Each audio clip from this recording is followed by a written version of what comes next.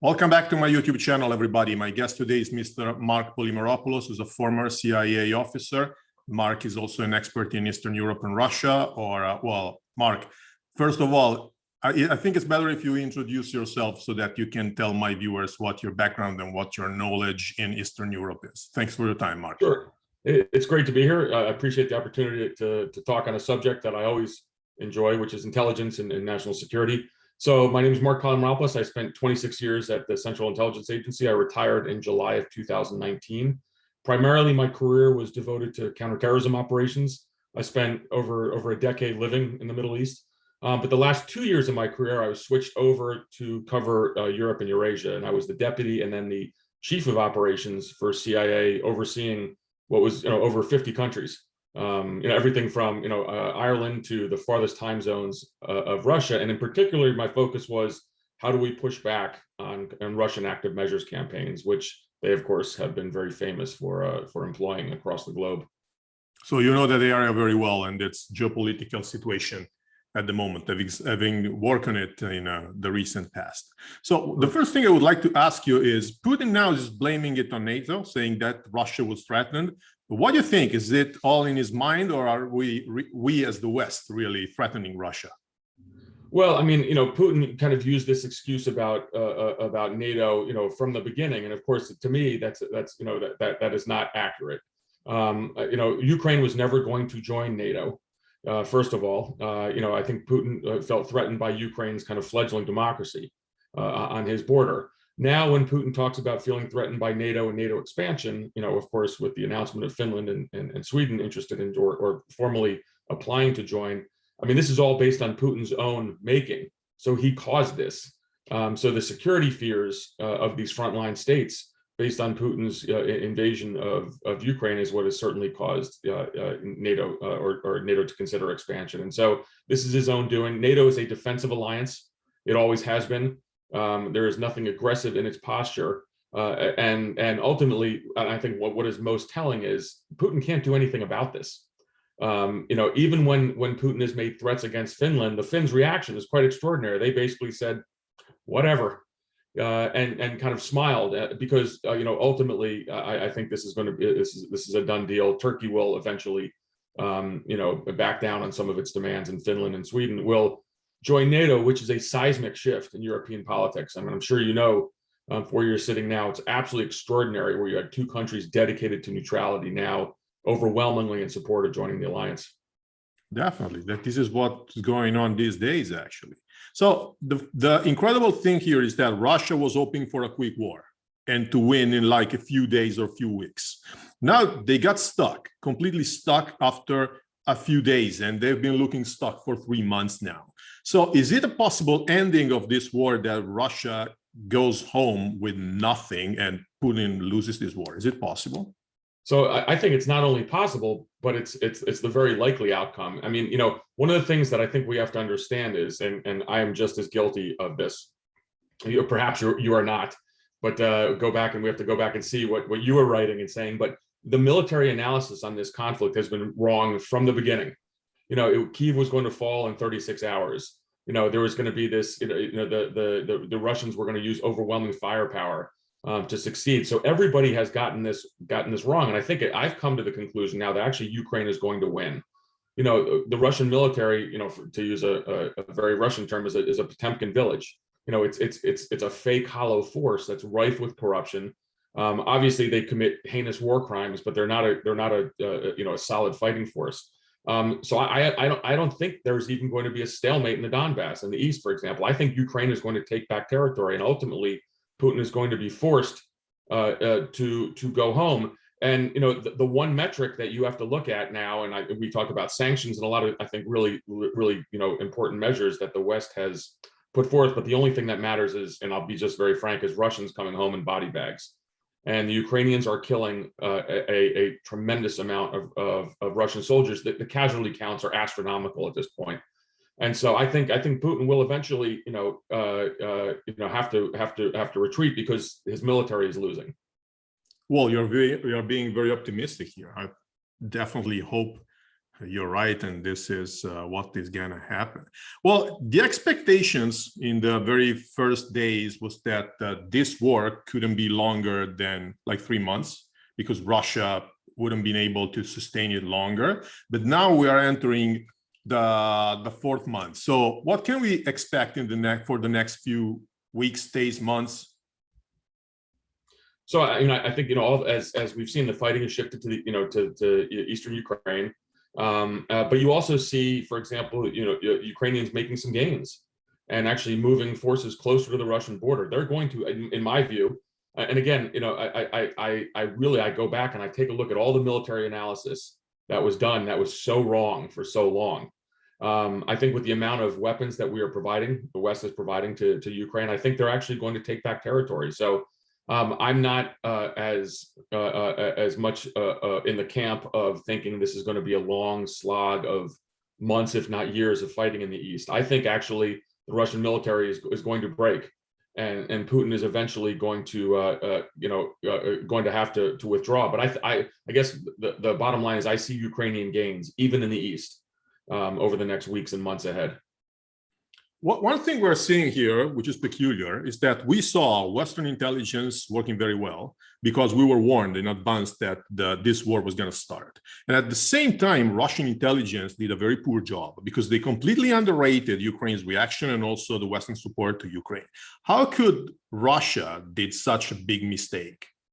What a great question. And it is a spectacular fail of the Russian intelligence community. It's really interesting because within the Russian security services, the internal service, the FSB, had, for whatever reason, the charge for Ukraine. I mean, there was the Fifth Service is a strange appendage in which they was responsible for kind of former Soviet states. So the FSB, not the SVR nor the GRU, but the FSB was for a long time in charge of the Ukraine file, and they got it spectacularly wrong. And I think time will tell. Obviously, just like the Russian military, the FSB is rife with corruption. There certainly is a tendency not to tell the leaders the truth, and so for a variety of reasons, the FSB really failed. Now, what's interesting is that just recently it has been reported that the GRU, the Russian military intelligence, has taken over, and in fact, they've that probably does not bode well in terms of. Not necessarily what happens on the battlefield, but in terms of the brutality that we'll see. The GRU is known much more for its kind of blunt force and its brutality. But, fundamentally, the FSB and the Russian intelligence services, just as the Russian military, have failed spectacularly. It's one of the epic intelligence failures, I think, of our time. We're not entirely sure, I believe, the exact advice, for example, FSB Chairman Bortnikov was giving to Putin, but clearly Bortnikov is one of Putin's closest advisors. Patrushev, the national security chief, also a former head of the FSB, and of course Putin himself, former head of the FSB. So his tribe are really the ones who really got this wrong, and I think that's going to be a stain on Russian intelligence for years to come. Well, also negotiations seem to be going absolutely nowhere. I mean, are the Russians really willing to negotiate? Or are they just faking it for the sake of saying we want to negotiate, but Ukraine is not following us? Well, that's a good question. I also wonder, why would the Ukrainians want to negotiate? They're winning now, and why do you negotiate or give any concessions to a country that has, not only invaded you but also committed heinous war crimes? So I think there's really no room right now on either side. Perhaps more so on the Russian side, although Putin probably feels like to save face he can't back down. But certainly, I think the Ukrainians don't want to negotiate anything other than a full Russian withdrawal. If you are winning and Ukraine is winning, and you are facing an adversary who has committed, mass plunder and has used rape as a tool of aggression, why would you, go to the negotiating table right now? So I think there will be a time for diplomacy at some point. All conflicts end. I just don't think it's a time right now. Well, it even withdrawal from Crimea, I think. That's a different question. Crimea is, and so we just have to see what happens there. I think when you're talking about the east, the Donbass, I think that is where you're going to see, Ukrainian gains. Crimea, the one question I think what we miss in a lot of this is often the debate, particularly here in the United States, is what would a settlement look like? What would be acceptable? But we say it in the wrong terms. We say what would be acceptable to the U.S. or to Russia? How about what's acceptable to Ukraine? And so I think that, the Ukrainians and President Zelensky themselves, and he'll probably have to put this to a referendum, as any future peace deal, what does that look like? But I think, freezing the borders right now, if there was a ceasefire and the war ended, I don't think Ukraine would actually accept that, because they're taking back their own territory in the east, and to me, that's that is something that I think they will not be willing to cede any ground on. And so, I look in terms of negotiations. I really look. We have to see what Ukraine wants, not what the West wants, not what NATO wants. This is Ukraine's fight. This is not a proxy war between the U.S., NATO, and Russia. It's a war between Ukraine and Russia, and with of course the NATO alliance assisting Ukraine. It's a big difference. I think that there was also a switch in the political discussion, because at the beginning everybody was supporting Ukraine, and now some right-wing, I would say extremists, are now asking NATO to stop supporting Ukraine so that the military violence doesn't escalate. And I have to say that there are Italian politicians among them as well. For instance, Matteo Salvini. What are your thoughts about this complete nonsense? So I agree with you that it's nonsense. It smacks certainly of appeasement. I think that the Biden administration has done, and really NATO as a whole has done a good job trying to keep the alliance together. But you're going to see some fractures and fissures. I think old Europe, and I hear what you're saying in terms of some of the right-wing politicians, but you also see this coming out of Macron in France, and from the Germans as well. As they almost seem not to be able to grasp the concept that Ukraine can win. So Macron comes out and says we must not humiliate Putin. And then certainly there are calls for ceasefires, but ultimately I think that's that is not only is that incorrect, it's also morally indefensible, because again, Russia has invaded Ukraine, they've committed heinous war crimes, Ukraine is winning. Why would we want to stop that now? And I think the final piece is when you look at frontline states, whether it's obviously the Nordic countries and the Baltics, they are much more concerned about Russia than I think old Europe is. And so, if you listen to Estonia or Finland or Sweden, these are the countries that I think, understand what the threat of Russia. And because of that, they do want to see a weakened Russia. And there's nothing wrong with that, because after all, Russia is the one who invaded Ukraine. So there's some tensions within NATO, no doubt. I think that, it's to be expected. It's obviously a large alliance, and so, but I think the Biden administration has done a fairly good job of keeping the alliance together. The big question is going to be, how long can this be sustained? Particularly when there's the costs of the war are pretty astronomical, and at some point, there's going to be the cost of rebuilding Ukraine as well. So some tough diplomatic times ahead, But again, make no mistake that at the end of the day, Europe has changed dramatically. NATO has changed dramatically. It was an alliance that, only months ago was seen as almost obsolete, and look where we are right now. Also because, for instance, in my lifetime, it's the first time that I remember where an alleged ally of ours is invading another ally of ours. Because Russia, to a certain degree, is an ally of ours, for instance, in the war of terror or the space station. So that's a unique case in my lifetime. Nothing of the sort ever happened. I would disagree only in the sense of I would never consider Russia an ally of the United States. So it was, especially when they call us the main enemy.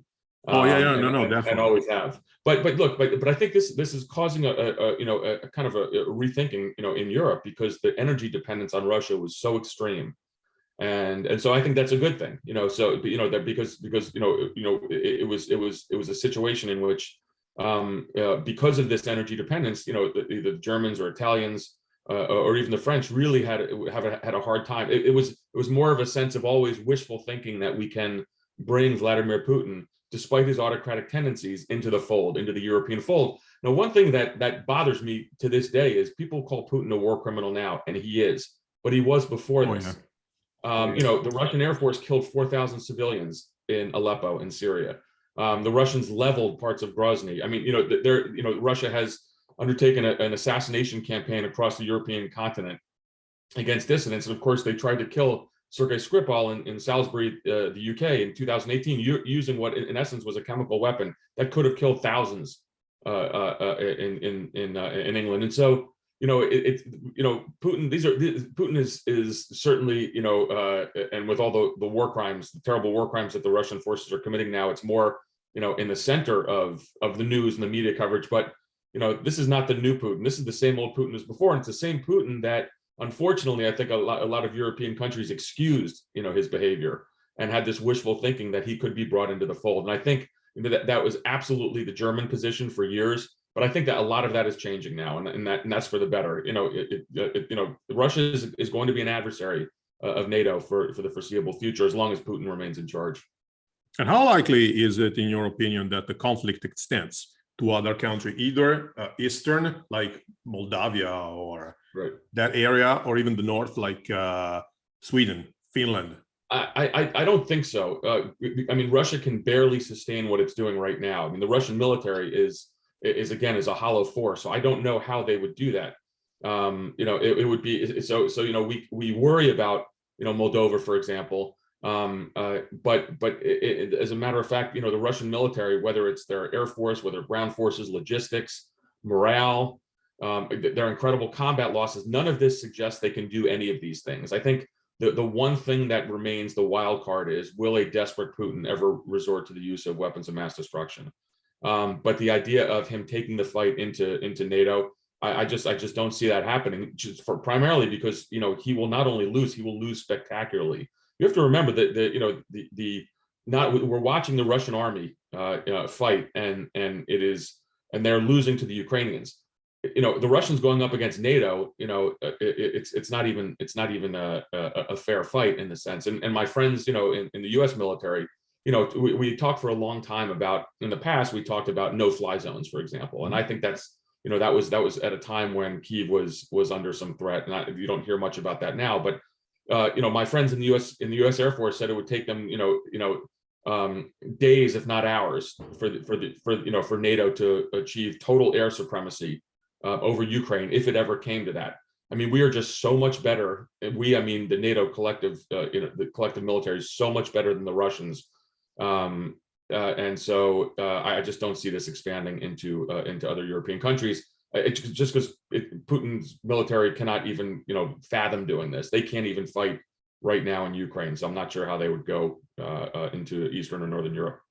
Well, being you an expert about propaganda, I would like to ask you something like, what's the effect of propaganda on the Russian people? Like, what's their feeling? Are they really believing that Russia is doing something good? And moreover, are the younger generations more shielded against this propaganda, or is it the same for everybody?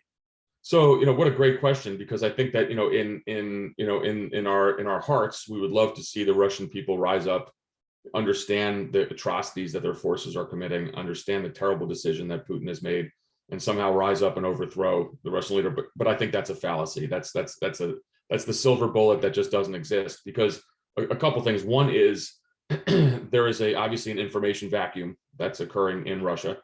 And so, how much do they really understand on what's happening on the ground? Or are they totally kind of, brainwashed by the propaganda coming out of Russian state media? There's also the notion that over 300,000 Russians have left, and these are mostly young technocrats. So a lot of people have left Russia. And what you do see inside, though, is support for the war it appears to still be strong. But what is really interesting to me is there is a rising tide of discontent about the performance of the Russian military. So it's not like the Russians are saying we shouldn't have done this. It's more of, wow, our military leaders are incompetent. And so I think that's something that we're going to see a bit more of. It's not exactly, in our hearts and minds, we'd like to see that the Russians understand, what terrible things have occurred. But any kind of dissent towards the war is more going to be opposition towards the Russian military. And then, the last piece is, political polling in Russia is very difficult to ascertain, the accuracy of this. I don't know, so do we believe all the polls that are taken in Russia? I mean, my friends who are, the most knowledgeable on this say they still remain convinced that the war is generally popular.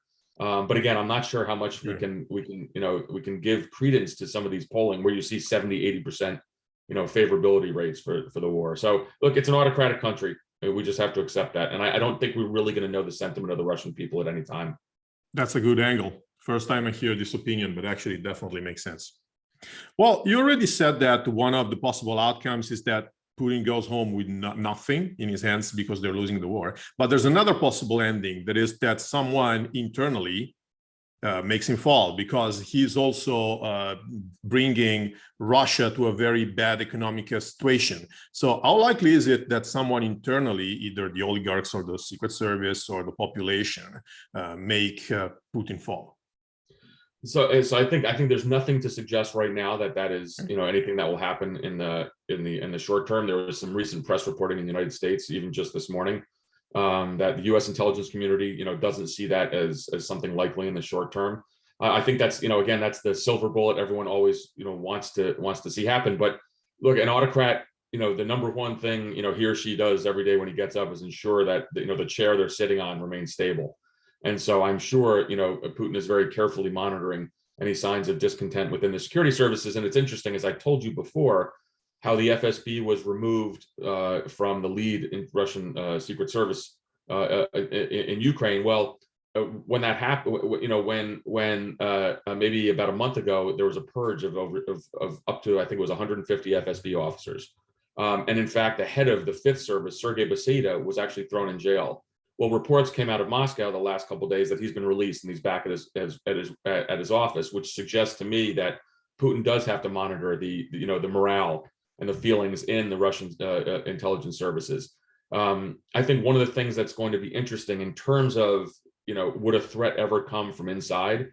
One of the notions is that at some point Putin is going to find a scapegoat for this. In my view, it's likely going to be the Russian military because of their poor performance, but it also could be the Russian security services. I think he would be loath to do that because he'd be worried that there might be some opposition that grows. And one of the things that I find interesting, and what I'm a bit surprised about is, and maybe I just don't know, I've been out of government for several years, is I would have expected some more high-level defections from the Russian security services. For example, if you're a Russian intelligence officer in Europe, and you have the prospect of going home, your posting is up, you're going home this summer. Is that something that is appealing to you? The economy's in tatters, your country is now a pariah like North Korea. I would have expected perhaps some more defection of the security services. It seems to me it hasn't happened.